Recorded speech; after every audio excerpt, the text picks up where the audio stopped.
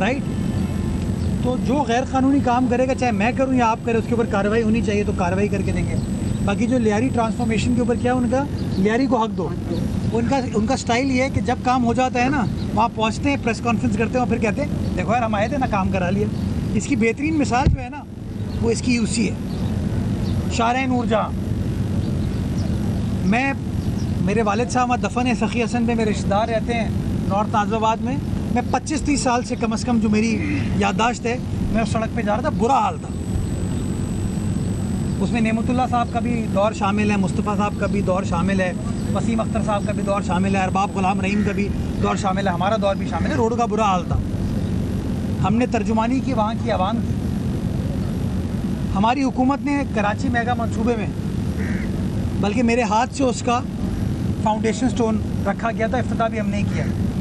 जब हमने रोड बना दी तो उस पर पूरे नाले के ऊपर जो है ना, बीच में 2 खंभों के पीछे बैनर लगे, शुक्रिया जमात इस्लामी। हाँ, तो अब ये लियारी आ गए। जब लियारी में काम स्टार्ट हो गया, तब कहेंगे यार काम तो हम करा रहे हैं, बहुत मुनाफिक है यार ये लोग, कभी तो मिर्ची लगेगी इन लोगों को। ये मुनाफिक। यहाँ पर मेक श्योर किया गवर्नमेंट ने, लेकिन जाहिर है जो प्लांट्स चलते हैं पेट्रोल के साथ, उसके हवाले से उनकी कोई मैकेनिज्म स्ट्रेटजी होगी, ये सवाल फेडरल गवर्नमेंट का बनता है, हमसे रिलेटेड है नहीं। लेकिन उस वक्त जब कैपेसिटी नहीं बनाई गई, मुल्क के अंदर कोई पावर प्लांट्स थे ही नहीं, वो एक और बात है। पावर प्लांट्स जो है उनकी मैकेनिज्म क्या होगा, वो एक अलग चीज़ है। आप जाते हैं मोटरसाइकिल्स के ऊपर, आपकी इतला के लिए कि इस वक्त भी डिस्पर्समेंट जो है, जिन जिन लोगों की मोटर बाइक्स की जो रजिस्ट्रेशन और जिनकी वेरिफिकेशन हो चुकी है, उनको पैसे मिलने शुरू हो चुके हैं। 1 महीने का टाइम दिया गया है फ्री रजिस्ट्रेशन के साथ, कि उनको रजिस्ट्रेशन फ़ी भी भरनी नहीं पड़ेगी।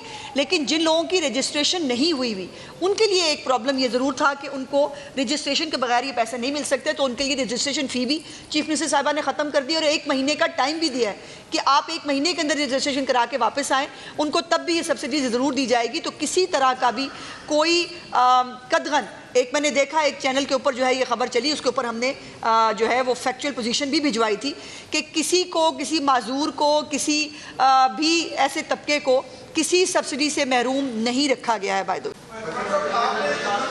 आखिरी सवाल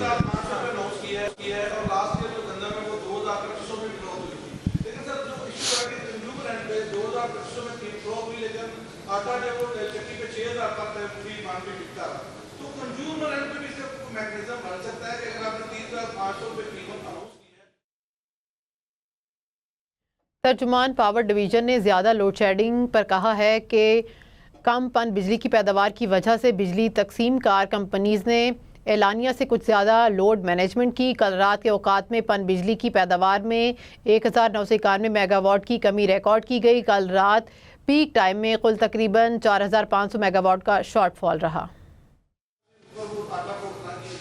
देखें, आटा और रोटी के ऊपर तो चीफ मिनिस्टर पंजाब की बहुत टॉलरेंस है। और जब पिछले साल अगर आपको याद होगा तो जब गंदम की कीमत 2100, 2200, 2400, 2500 थी, तो फिर इंपोर्ट की आवाज़ लगी और जब हमने स्टॉक टेकिंग की तो शोर मच गया कि जी क्यों आपने स्टॉक टेकिंग की, क्योंकि वही इन्वेस्टर 4-4 हज़ार 4200 पे भी बेच रहा था। लेकिन रोटी की कीमत आपकी तब भी नहीं बढ़ी जब गंदम 4200, 4400, 4500 पे भी चल रही थी। बात ये भी सुनने को मिल रही थी कि पंजाब को जो वीडियो है उसमें अगर कोई एक गैर मुताल्लिका शख्स बता दे, वो हयात खान पंची ने उनकी पिटाई की, हमारे माजूर कोटे पे हैं, वो एक हाथ है उसका, उसने एक हाथ से जो भी वाक़या हुआ उन्होंने उनके ऊपर अटैक किया, उन्होंने उनके ऊपर अटैक किया।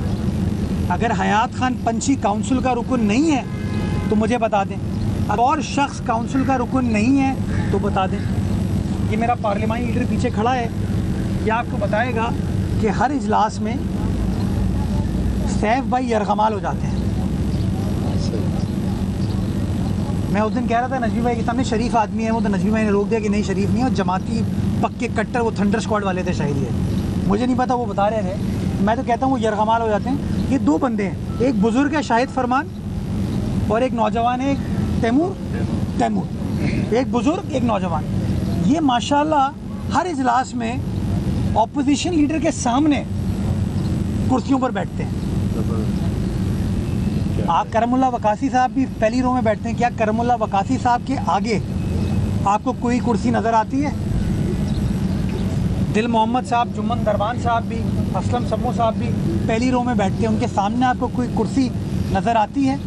असद अमान साहब बैठते हैं, सलाउद्दीन यूसुफजई साहब बैठते हैं, मुस्लिम लीग नून के फिरोज़ साहब बैठते हैं, उनके आगे कोई कुर्सी नज़र आती है? मुफ्ती खालिद साहब बैठते हैं, उनके आगे कुर्सी नज़र आती है? नहीं। ये वाहिद जगह है जो मेरे दाएं जानिब है, राइट से डिप्टी मेयर साहब के सामने और ऑपोजिशन लीडर के आगे ये दो बंदे बैठे हैं। ये दो बंदे हर इजलास में यही चीज़ करते हैं। तो मेरे कहने पर किया हो, अगर मेरे कहने पर करना होता तो 2.25 साल से ये हरकतें चल रही हैं, पहले मैं कह चुका होता। ऐसा अगेन वो सियासी बात है, जितनी भी लेटर वो लिख दें, लेकिन मैं एक चीज़ कहता हूँ, वो दूध का दूध पानी का पानी हो सकता है, जिससे आपको झूठ पता चल जाएगा। वो ये कहते हैं कि गैर मुताल्लिका अफराद ने हमारी पिटाई की। ये साबित कर दें कि कोई नॉन काउंसिल मेंबर अगर काउंसिल में मौजूद था, जो कार्रवाई बनती है वो कार्रवाई मैं करवाऊंगा और वो उनका हक है। लेकिन अगर ये साबित हो जाता है कि मार पिटाई जो हुई है, जो लिटा के मारा है या लेट के मार खाई है, वो काउंसिल मेंबरान के दरमियान है, तो बुग़्ज़ मुर्तज़ा में तो ये बात नाक है। आपने देखा, मैं फरीद भाई इस बात को एम्फसाइज़ करना चाहता हूँ कि जैसे ही वो काउंसिल से गए, इजलास बिल्कुल सही चला। पीटीआई उनकी इत्तेहादी है, मेरी इत्तेहादी नहीं है। उन्होंने हाफिज़ नईम उर रहमान साहब को वोट दिया था। उस पीटीआई के रहनुमाओं ने उनके बॉयकॉट का हिस्सा नहीं बने।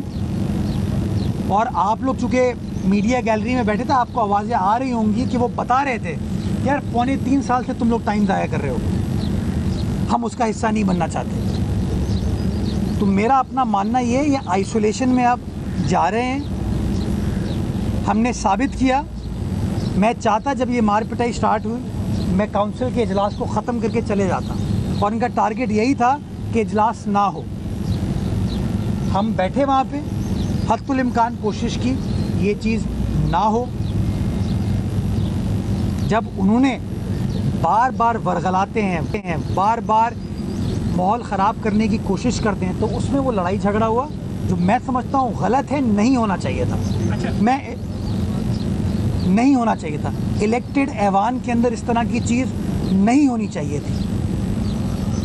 लेकिन उनको अपने किरदार पर नज़रसानी करने की ज़रूरत है कि ये नहीं हो सकता कि अपने लिए कुछ और उसूल राइज करें और दूसरों के लिए कुछ और उसूल राइज करें। जो इंक्वायरी कहेंगे, मैं इंक्वायरी कराने को तैयार हूँ। और अगर मैं उसमें इन्वॉल्व हूँ तो जो सज़ा आप देना चाहें दे सकते हैं। लेकिन लोगों ने देखा, मीडिया ने देखा, पब्लिक ने देखा कि जब वो तकरीर करें तो खामोशी, कोई पीपल्स पार्टी का नुमाइंदा कुछ ना कहे। करमुल्ला वकासी बात करे तो जमात इस्लामी के जो दोस्त हैं वो इंटरप्ट करें। नजमी आलम बात करें तो इंटरप्ट करना चाहिए। तो ये तो नहीं हो सकता, और मैं ये समझता हूँ ये गलत चीज़ है। सैफ साहब को मैं फिर कहना चाहूँगा, बल्कि मैं चाहूँगा मुमताज़ तनूली साहब आप एक तहरीक स्टार्ट करें, सैफ को रिहा करो, सैफुद्दीन एडवोकेट को रिहा करो।